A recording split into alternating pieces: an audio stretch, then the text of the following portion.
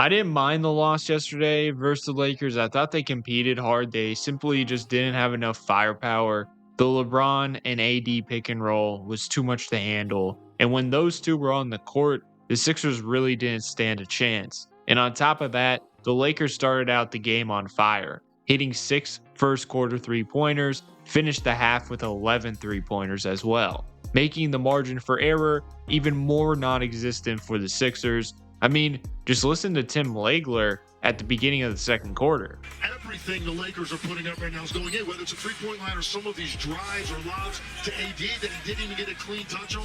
So they're competing in this game. It's a matter of the Lakers cooling off a little bit. So the game changed when Jared McCain and Yabusele came in. They were down by 11 points, 3-man action with McCain, George, and Yabu. Nice ball fake, gets D'Lo jumping, miss floater, but our guy is there to clean it up and gets fouled and goes 1 of 2 at the line. Next possession, Oubre ISO gets the mid-range bucket, and then on the other end, McCain stays in front. Yabu gets the steal, pass ahead from Lowry, leads to 2 more free throws, and of course, the Sixers go 1 of 2 at the line. The lead is trimmed to 7 though.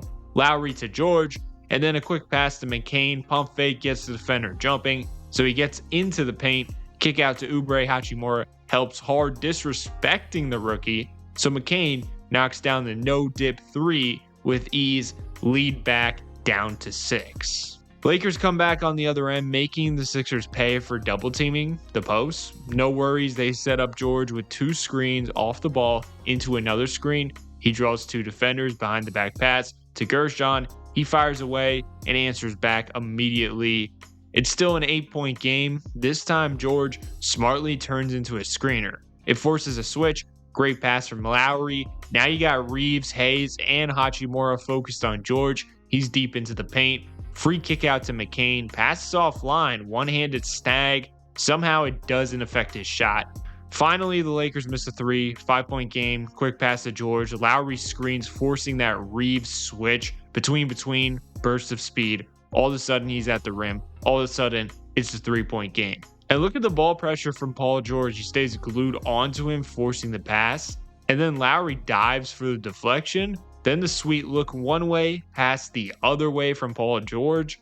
Down to 1 point. Timeout Lakers. They then respond by hitting a moving 3. Very good contest. I mean, this is hilarious considering the Lakers were second last in the league in 3-point percentage coming in.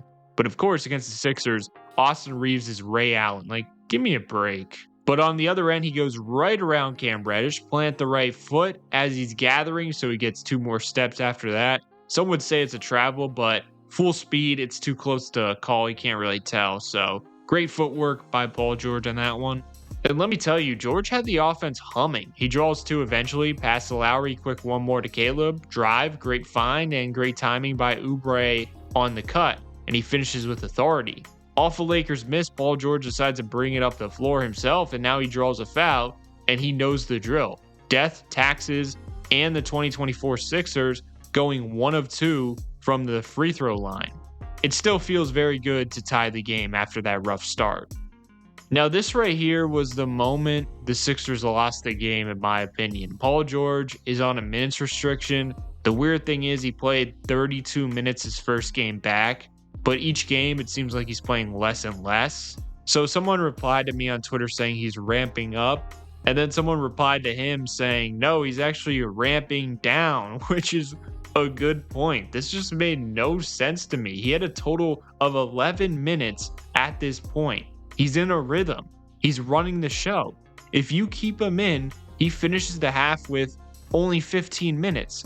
Like, maybe check him out with 1 minute, 30 seconds to go, but a whole 3 minutes remaining with AD and LeBron on the court?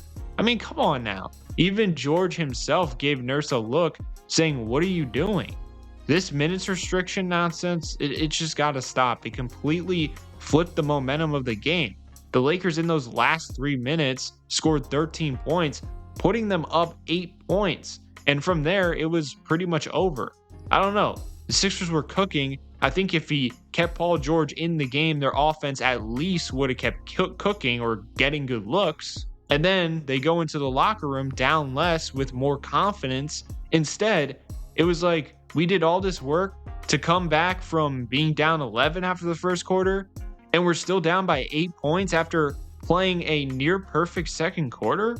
I mean, that hurts mentally, and you already know how slim the margin of error is missing Embiid and Maxey going up against Anthony Davis and LeBron James. Taking Paul George out right there, whether it was up to Nurse or not, that lost the Sixers the game.